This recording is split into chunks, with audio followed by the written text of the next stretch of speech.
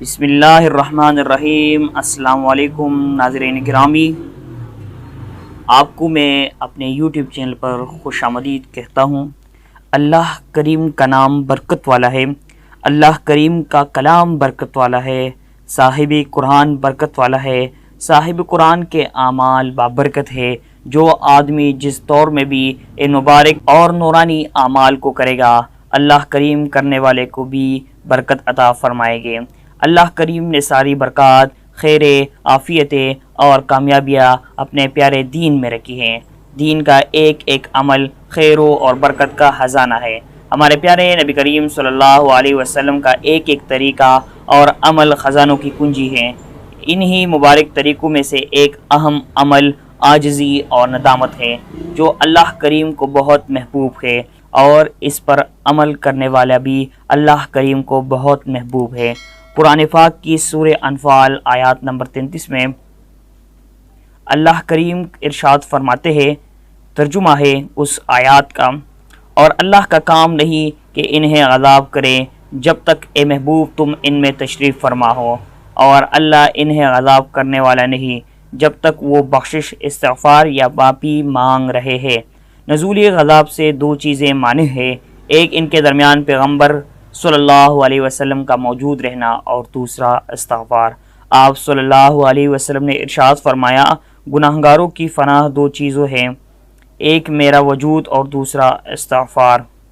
ندامت اور استغفار سے گناہ یوں جڑتے ہیں جیسے سردی کے موسم میں، یعنی خزاں میں پتے جڑ سے درخت سے پتے گرتے ہیں۔ ہر مشکل اور تنگی سے نکلنے کا آسان راستہ ہے۔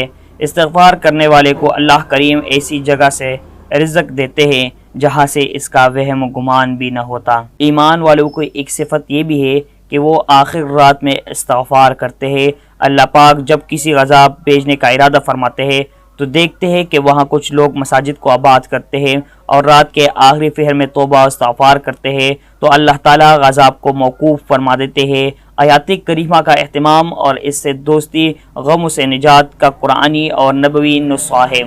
حضرت سعد بن ابی وقاص رضی اللہ عنہ نے فرمایا کہ آپ کو اس کی خبر دیتا ہوں کہ حضور نبی کریم صلی اللہ علیہ وسلم نے ہمارے سامنے اول دعا کا ذکر فرمایا تھا کہ اچانک ایک عربی آ گیا اور آپ صلی اللہ علیہ وسلم کو اپنی باتوں میں مشغول کر لیا۔ بہت وقت گزر گیا، حضور صلی اللہ علیہ وسلم وہاں سے اٹھے اور اپنے مکان کی طرف تشریف لے چلے۔ میں بھی آپ صلی اللہ علیہ وسلم کے پیچھے ہو گیا۔ جب آپ صلی اللہ علیہ وسلم گھر کے قریب پہنچ گئے تو مجھے ڈر ہوا کہ کہیں آپ صلی اللہ علیہ وسلم اندر چلے نہ جائیں اور میں رہ نہ جاؤں، تو میں نے زمین پر زور سے پاؤں مار کر چلنا شروع کیا۔ میری جوتوں کی آہٹ سن کر آپ صلی اللہ علیہ وسلم نے میری طرف دیکھا اور فرمایا، اے ابو اسحاق۔ میں نے کہا، جی یا رسول اللہ صلی اللہ علیہ وسلم۔ آپ صلی اللہ علیہ وسلم نے فرمایا، کیا بات ہے؟ میں نے غرض کیا، حضور صلی اللہ علیہ وسلم آپ نے اول دعا کا ذکر فرمایا اور پھر وہ عربی آ گیا اور آپ صلی اللہ علیہ وسلم آپ کو مشغول کر لیا۔ آپ صلی اللہ علیہ وسلم نے فرمایا، ہاں وہ حضرت ذوالنون علیہ السلام کی دعا ہے جو انہوں نے مچھلی کے پیٹ میں کی تھی، یعنی لا الہ الا انت سبحانک انی کنت من الظالمین۔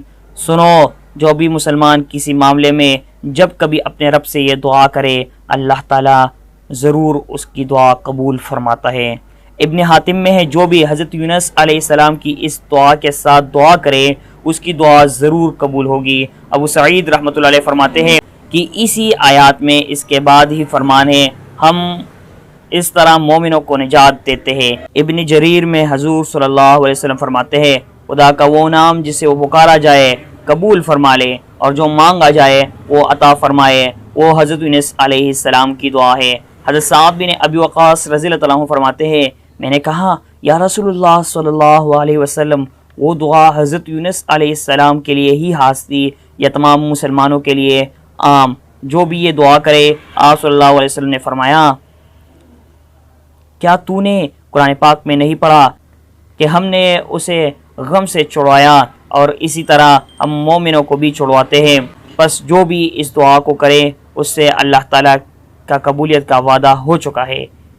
ابن ابی خاتم میں ہے کہ کثیر بن سعید فرماتے ہیں کہ میں نے امام حسن بصری رحمۃ اللہ علیہ سے پوچھا کہ اے ابو سعید خدا کا وہ اسم اعظم کہ جب اس کے ساتھ اس سے دعا کی جائے، سوال کیا جائے تو اللہ تعالیٰ قبول فرما لیں، اور جب اس کے ساتھ اس سے سوال کیا جائے تو عطا فرمائے۔ آپ نے جواب دیا، برادر زادے کیا تم نے قرآن کریم میں خدا کا یہ فرمان نہیں پڑھا؟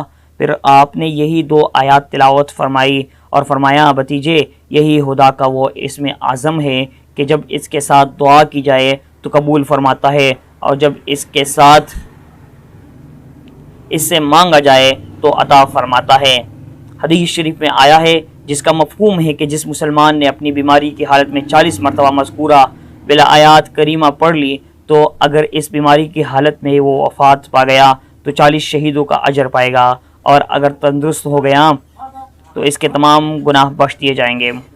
اس وقت امت کو مجموعی طور پر اور انفرادی طور پر توبہ و استغفار کی اشد ترین ضرورت ہے۔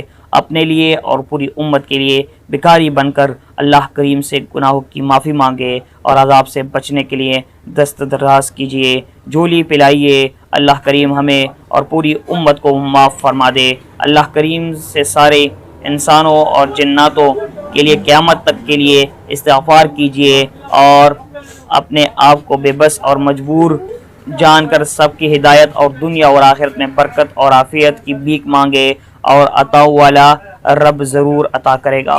آمین ثم آمین یا رب العالمین۔